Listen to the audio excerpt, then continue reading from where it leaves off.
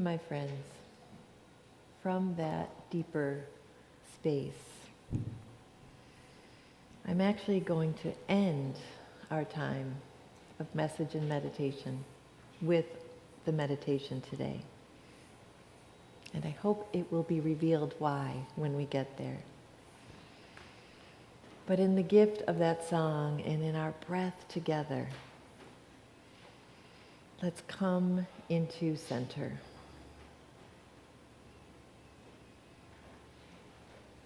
Right here, right now.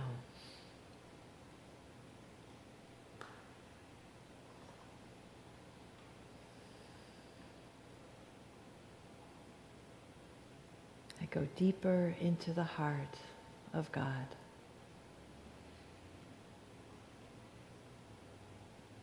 Deeper into the soul of God.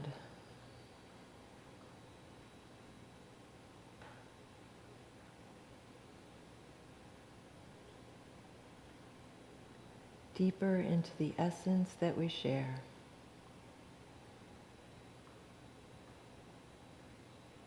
Right here, right now.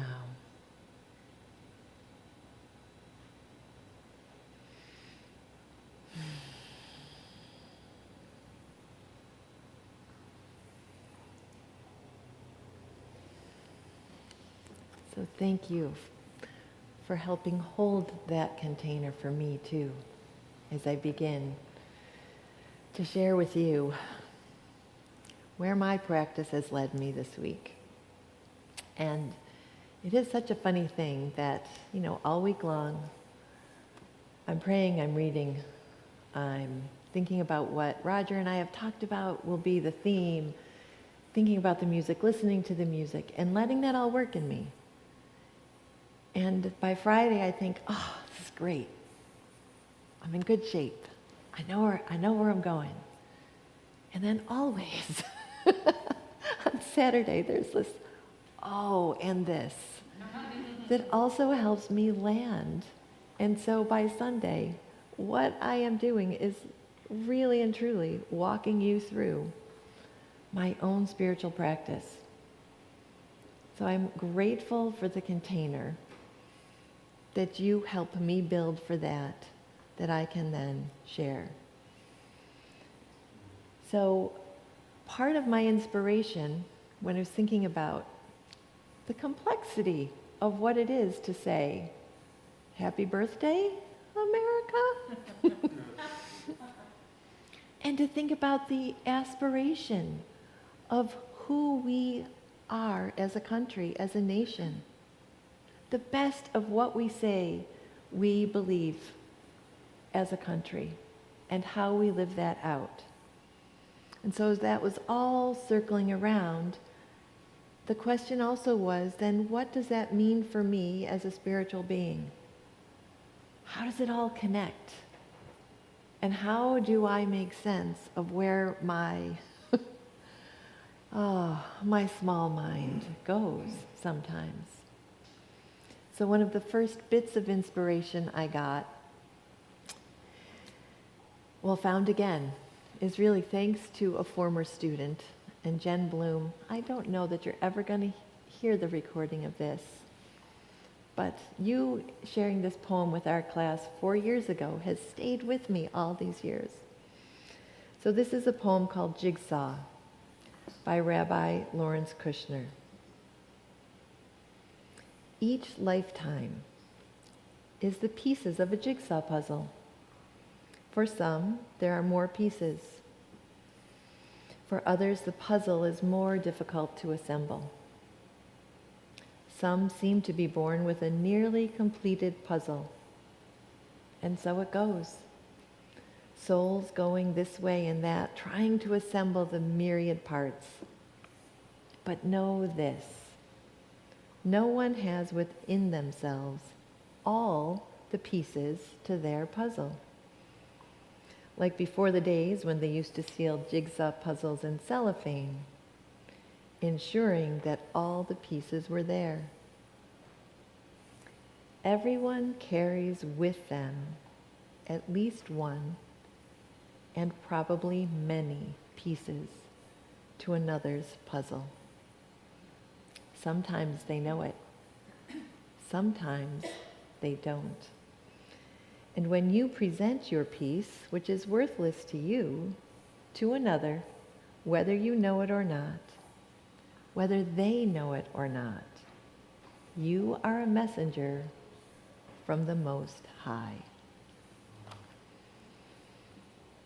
So on the one hand, the images in this poem can present maybe a dualistic concept of the Most High as outside of us. One of those truths that we say here at Unity is the one that made me really want to say yes and know more about who this community was. That sense of it is not something out there, this presence, it is in here. But if we invite the truth that we are individual expressions of the one divine source, there's a power in that image of the jigsaw puzzle and that picture of how our lives become revealed over time and through connections. Sometimes when we don't even know, we are handing someone a piece of their puzzle. We help them make sense or reveal something in themselves. And then we have the same gift returned to us.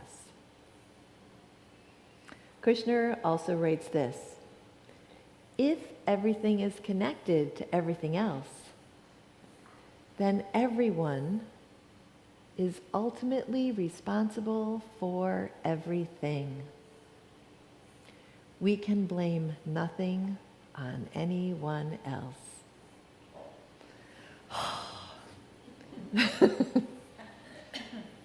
That didn't land super easily for me, I'm saying.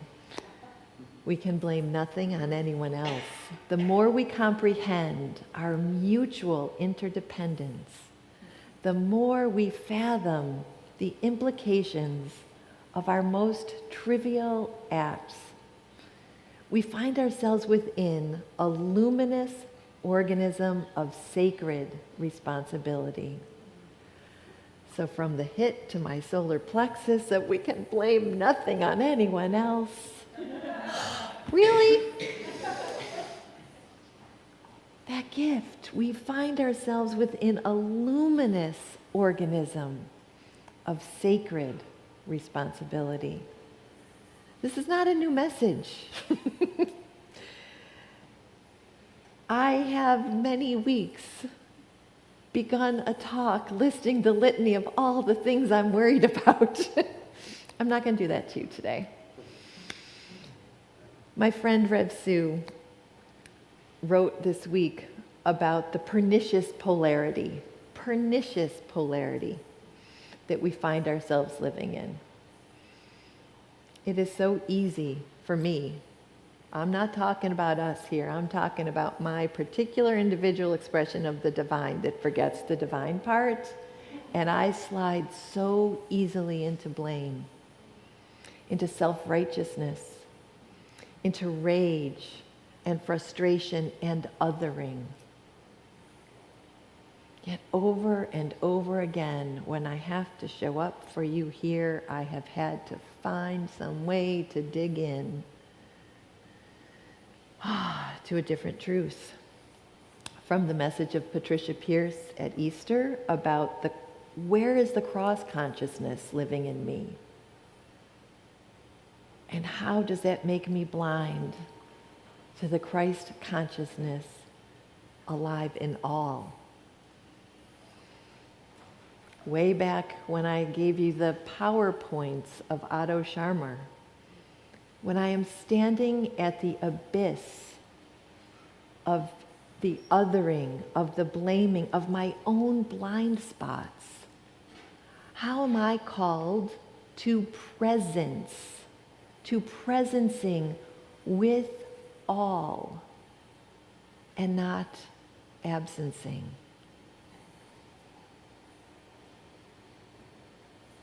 Our own core values, The words we say every week about who we are and how we're living that out call me to look inside. How am I showing up to be the essence so that I can do the essence?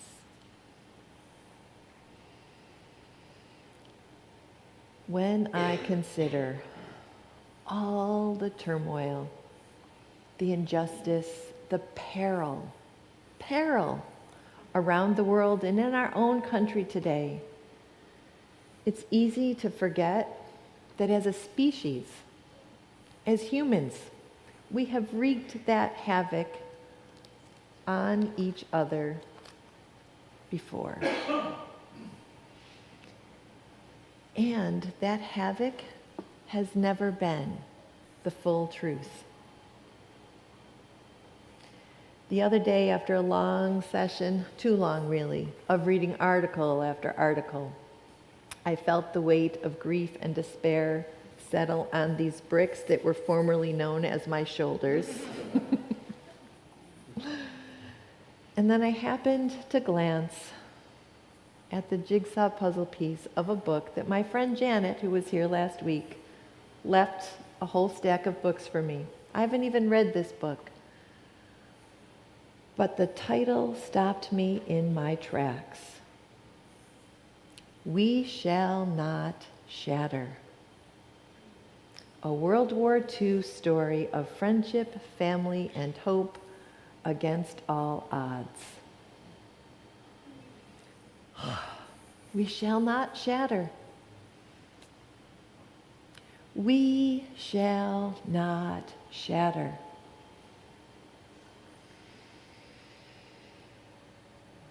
The more we comprehend our mutual interdependence, the more we fathom the implications of our most trivial acts. We find ourselves within a luminous organism of shared responsibility. We shall not shatter.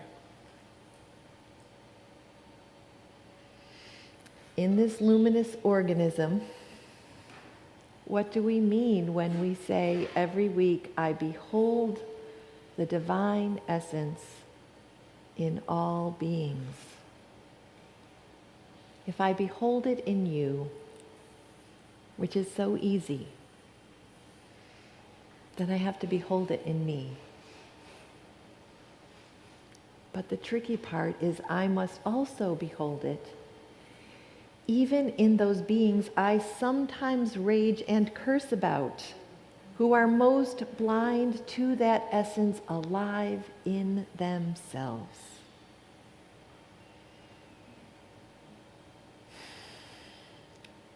Yesterday's 4-hour class on Zoom about the history of New Thought and unity as movements reminded me that those two movements call us to use reason and intuition to discern the truth that is found by going within. We question, we discover, we experiment. We listen to the inner voice of divine wisdom. And there's a paradoxical relationship of silence here, because we listen in the silence, the capital S silence, for that voice within. And then that invites us to not remain silent in doing the truth, in living the truth. The truth of our interconnection, our interdependence, our oneness.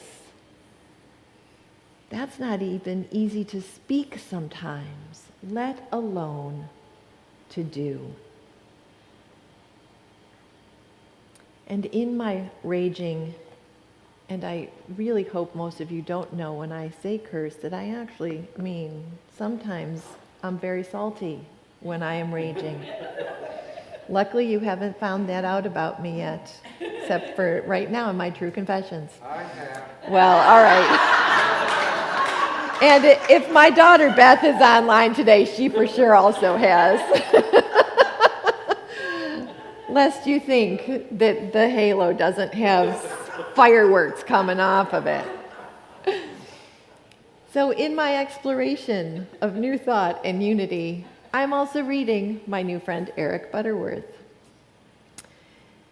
And in the chapter, when those brick shoulders, right before the moment when I realized we will not shatter, I had been reading that morning about how to pray for others. The others that are close to my heart and in my life, whose suffering is breaking my heart right now. And the heartbreaks around our country and the world. And this just knocked my socks off, so thank you, Eric Butterworth. It was the reminder that if EKGs hooked up to plants show in research that the thoughts and emotions in the room with them about them affect plants, how much more so do those thoughts impact us? So I was challenged to not pray a prayer of despair, but to keep the high watch, to row my boat away from the shore, not to make all of the turmoil disappear, but to lift my own consciousness, my own damn consciousness that gets murky. It's hard work. It's hard work to row back from that shore sometimes. But from that space, we shall not shatter. And so the meditation is coming at the end today because we are going to know that our practice together matters. Our individual awakening matters, but it matters because it shapes the collective. And we have a chance today to hold the high watch together. That's the gift of community. This space isn't sacred because it's a church and we've named it a church. This space is sacred because we are in it. We feel it, we embody it, we recognize it, we lift each other up and through and as it. And so to take a cue from my friend, the beautiful singer, Carol Morris, I'm going to invite you to hold your hands out in front of you as we begin this meditation. And you don't have to keep them high. Put them where they're comfortable, but let both thumbs go to the left. And if you are left and right challenged like I am, I'm going to do this. So it doesn't look like I've got my right thumbs. The idea with that is we come into meditation, our energy, our consciousness, all of the things that we hold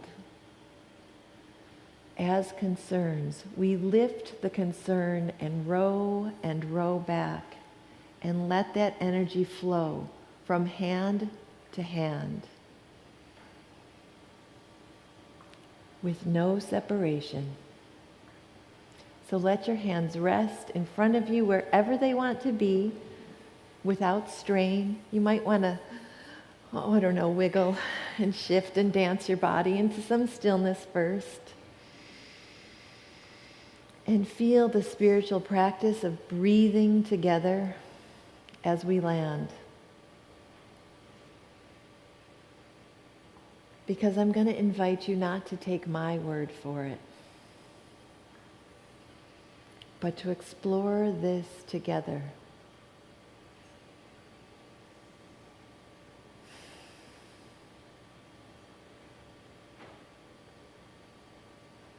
Picture the concerns you have for the world.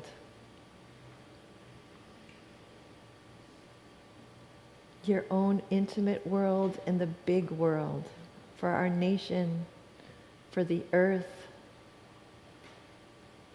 for all of its inhabitants.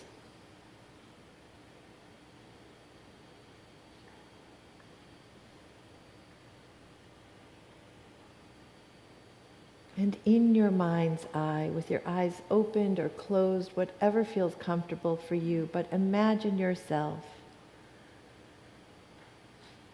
seeing those concerns piled up on the shore. And imagine yourself rowing away from the shore.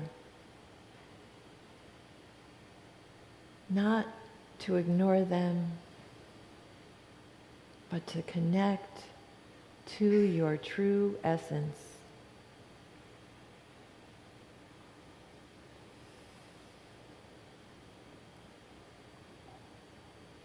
Enlarge your view and feel the kindness of those who have given you a piece of your puzzle.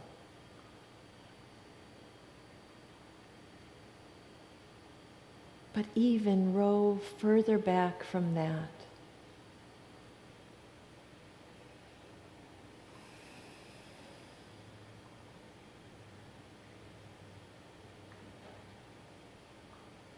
Keep the high watch.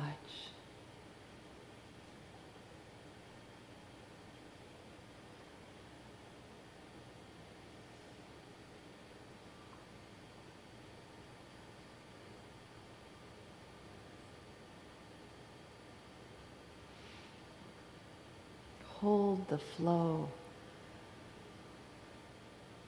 of divine guidance, of divine mind.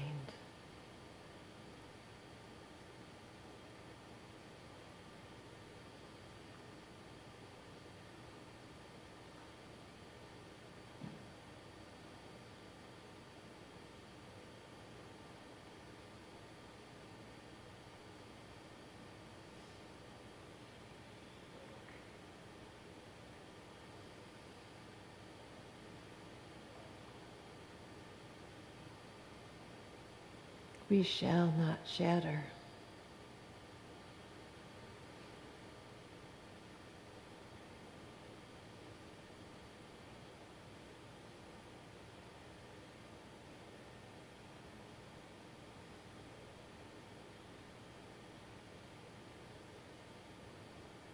We are all joined together.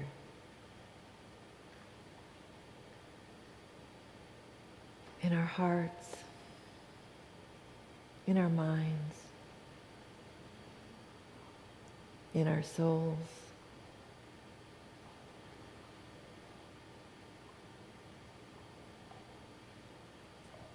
As we speak truth, as we do truth.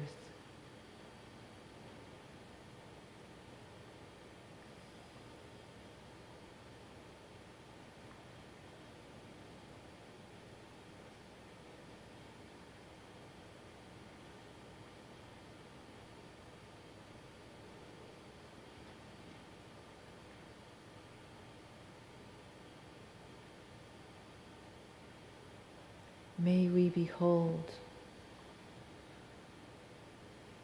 the light of God surrounding us.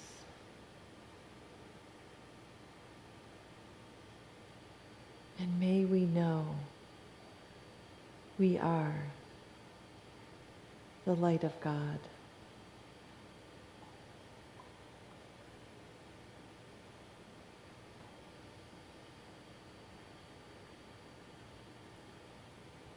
May we behold the love of God enfolding all beings.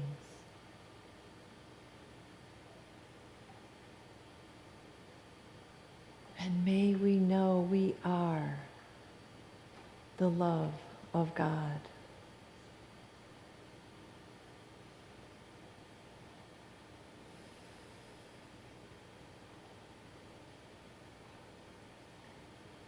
May we know and behold the power of God protecting all, presencing all. And may we know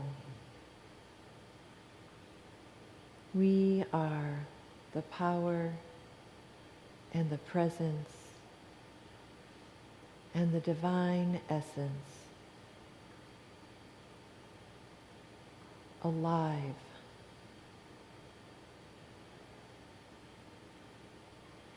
being healing. We are light.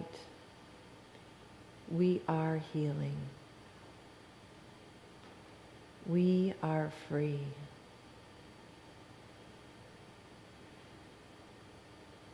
We shall not shatter.